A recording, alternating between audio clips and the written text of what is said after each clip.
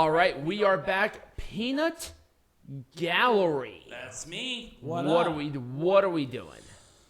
So we're going to do a little bit of an interesting topic because I think that with this announcement was a few months ago, but Tony Khan wants to bring back Ring of Honor as a weekly television show. Right. And I think it brings up a very interesting point about the state of all these wrestling shows, honestly. Like, there's a lot of wrestling shows being performed in the English language throughout multiple companies. Think about it. How many hours of WWE do you have to slog through each week? Like, This is like just 7-8 hours. No, wait, hold on. Then you have This is only the ones that I actually watch. right. I'm just talking about the Raw. ones that you watch. Right. Raw, which is 3 hours. NXT, which is 2 hours.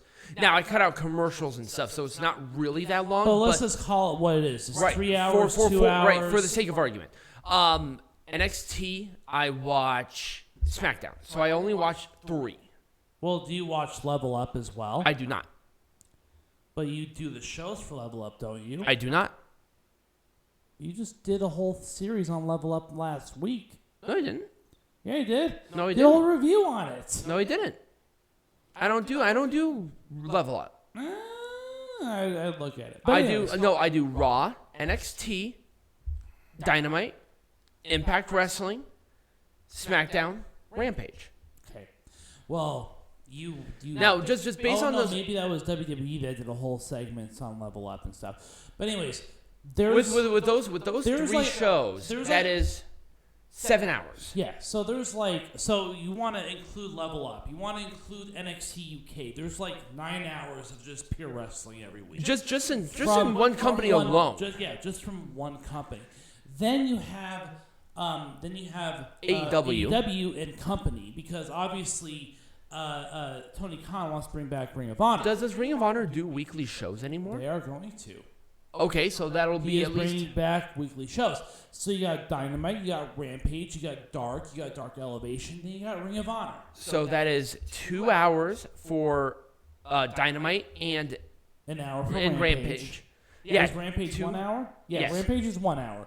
Then you have an hour of Dark, an hour And of Dark Dark Elevation, Elevation. then you got Ring of Honor, which is probably going to be an hour. Right. So that's another 6 hours. right. Then you got Impact Wrestling. So that's another 2 hours. Then you have New Japan. Which is, I think their weekly show on Saturdays is an hour. I don't watch their weekly Right. show. But then you got Strong, which is another hour. Which is another hour because those two are separate. They So we are. have 2 hours there.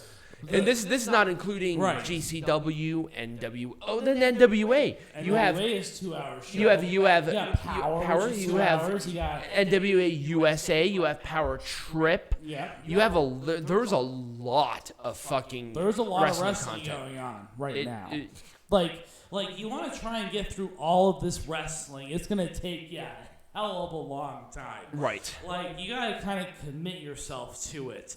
I know that Marky D does a lot of his reviews and stuff because he does it a full-time job to watch wrestling, and he watches probably 30 hours a week of wrestling. And that's not even including the pay-per-views. How much wrestling can one person consume in a weekly basis? Right. Like that is almost a full-time job in of itself to consume wrestling content. And that is what I want to get to today. How much wrestling is too much wrestling? And the more important question is, why are they doing so much of this internet wrestling? So, there has to be a limit to how much wrestling that you can expect a person to consume. Here's my thing about There has to be a limit. Right. Oh, I agree with you, but I will at least give AEW in hindsight credit for one thing, is that Dark and Dark Elevation are #1 YouTube series, and they do a lot of booking of indie stars that might need work, and especially on a platform like AEW, I can at least appreciate that. It's still more wrestling. I will agree with you there, but it's not the same as the rosters that you have on the regular. Right. You get different people. You get a different experience when you watch that.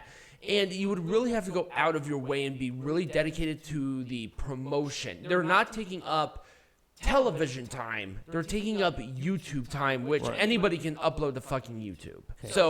So that's kind of the point. I'm trying to be nice there with them. But the point that I'm trying to make, and I think a lot of wrestling fans are kind of missing out on the opportunities that are presented with shows like this, is that wrestling is undergoing, I don't know if I want to call it nicheification, if you know what that means. But in that there are certain niches, and we've talked about this a lot, there are certain professional wrestling shows, matches, types, etc., that are geared and catered towards a certain audience. Right. So we talk about things like Dark and Dark Elevation. We talk about things like NXT and NXT Level Up. We talk about GCW. We talk about Impact Wrestling. We talk about their spin-offs. We talk about NWA. All of them cater towards a very specific niche of wrestling. Right. And I think that people need to recognize that not every single brand of every single wrestling organization is really worth watching if we're not catering towards a specific niche. And I think the first question you need to ask yourself is not which promotion you like the most, but what type of wrestling you like the most. Right. So that's kind of where we are right now as a part of that. It's like, at the end of the day, with the internet being so prevalent and the fact that there are so many platforms like YouTube and Twitch and Daily Motion even, that a lot of these can be exposed. You can find anything for wrestling. If you like hardcore, you can find that. So I think there's an old school mentality when it comes to especially YouTube, because we're on YouTube. YouTube is not the shaky camera footage sort of thing that you see anymore. There's a lot of high quality shit on YouTube. YouTube is a channel as much as TBS, TNT is. At this point in time. A great example is Mr. Beast, who puts a lot of time and a lot of money into his productions. His Squid Games video that he put out, that was a $10 million production. And that's for a YouTube series. And so I think that this needs to be brought to attention. Oh, I agree with you 100%. Like, this is not... YouTube is not chicken scratch anymore. No. This is a very serious platform for anybody to promote. And I mean, I can speak from experience. Like my parents, they do not want YouTube. They have no interest in it. But there's a lot of great stuff that comes out of it. Right. But I think what I'm trying to get at too is that how much wrestling can one person really kind of consume?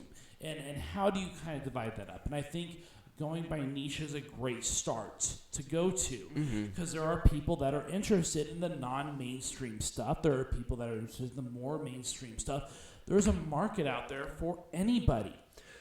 Right. And so for me, for instance, I am a person who does this as a living. So I want to cater to the most prominent and dense common denominator and give them an honest review of certain aspects.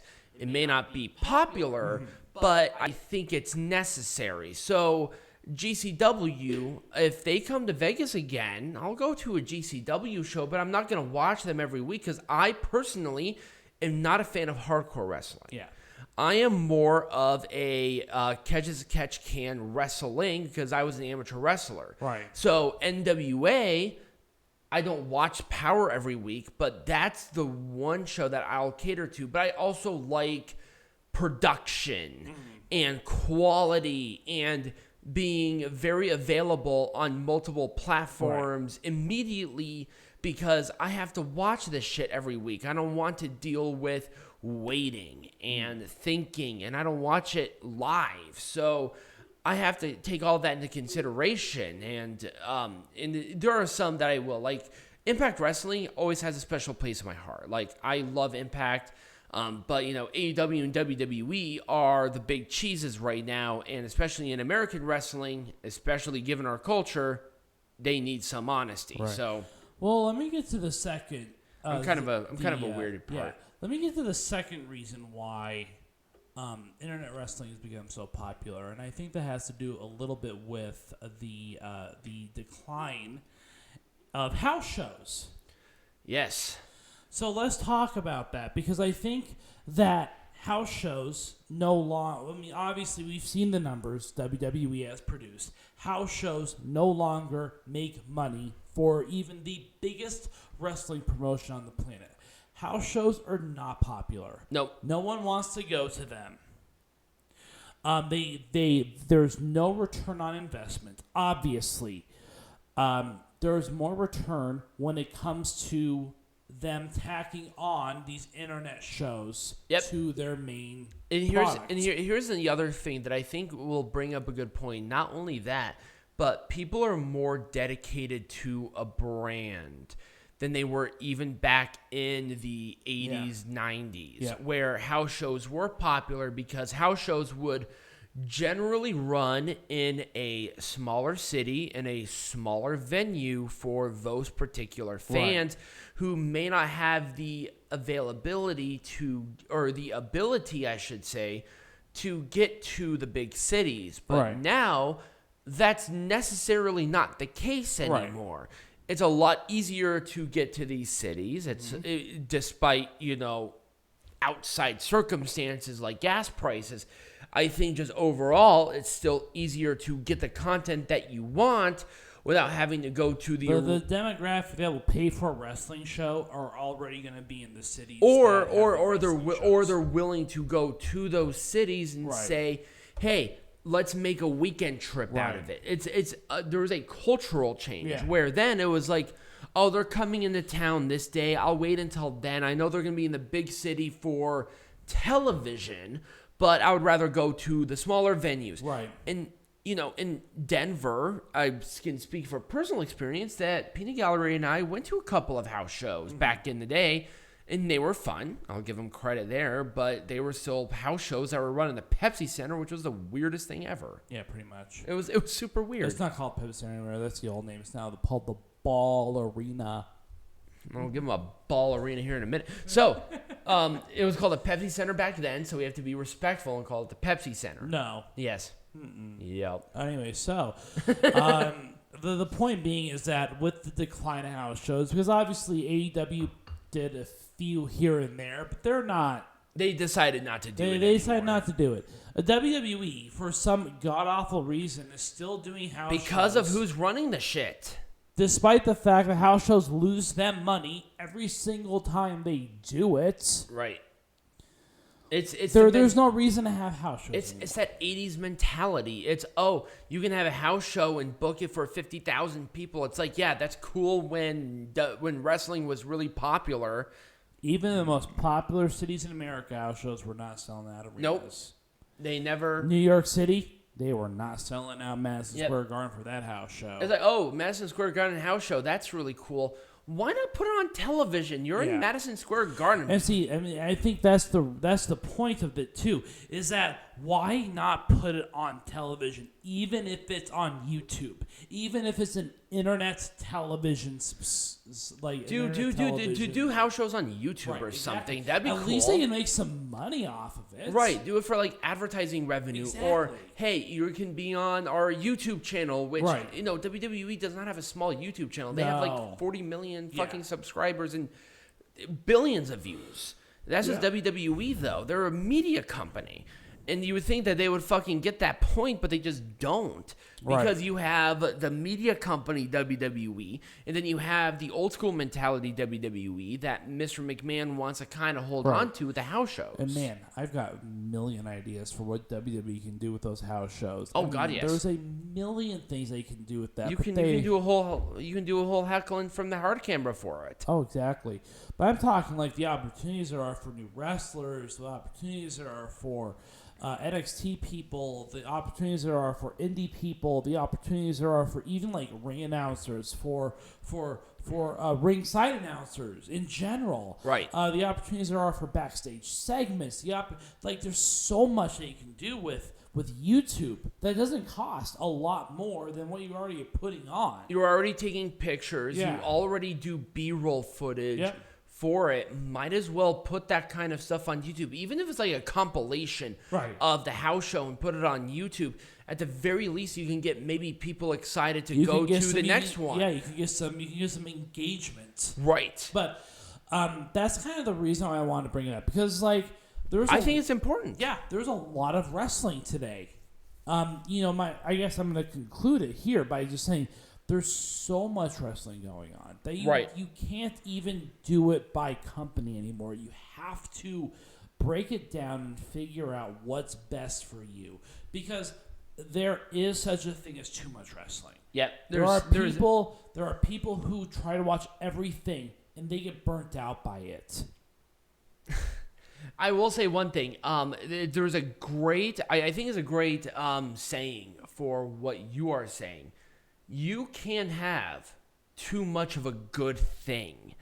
And I think with everything that's happening, they're almost forcing you to choose. Mm-hmm. Because if you try to do everything, you will never be able to catch up. Right. Ever. If you try to do everything, you'll never be able to appreciate anything. Yep, exactly. There is such a thing as too much of a good thing. And I think that it was worth looking into as far as like, hey, maybe we do on one of those off weeks where we don't have a pay-per-view, we say, hey, let's figure out what type of wrestling is best for you. Yeah, so Peanut Gallery, a good question with this is, how do you combat something like this? Well, I think the first step is just getting your ass away from the screen. I don't watch any wrestling. Outside of the pay-per-views that I force you to. Right. But I keep up with everything because I look at what's going on in the wrestling world. Right. And that might be listening or hearing some of the competitors or reading some of the competition. But they give very detailed accounts of what's happening, at least on television. And here's my thing. If I was going to be in this position of what would you do to combat that? If you want to watch a show every week, there's nothing wrong with that. But really kind of look into yourself and say, what kind of wrestling do I want to watch? Right. And you don't watch shit that's going to bore you. Now, you don't necessarily have to shoo away everything else, but focus on one topic. Right. And maybe watch bits and pieces of the other stuff so you can be caught up. Right. I mean, my tastes in wrestling have changed drastically from even when I was a child to what I am now. So always keep an open mind on those other ones, but always just make sure that you always have that core interest. Yep. It doesn't have to be with a company, but a certain style. Yeah. Because, with hardcore wrestling, you have like 4 or 5 companies. Yeah. With traditional wrestling, you have the same, and then with production, you have the same. Right, exactly. So, it just depends on what your tastes are. Right. And I think that's important for you to kind of keep on top of that and to not stray away from it just because you want to watch wrestling. Right. It's not all the same. There's enough room for everybody. Right. Exactly. You just got to pick what you like. Exactly. So, are you good to go, Peanut Gallery? I'm pretty much good to go. Excellent. So when we come back, we will be talking about short-lived world champions, and I will explain why here in a moment with Wrestling Lesson with Tiger Height.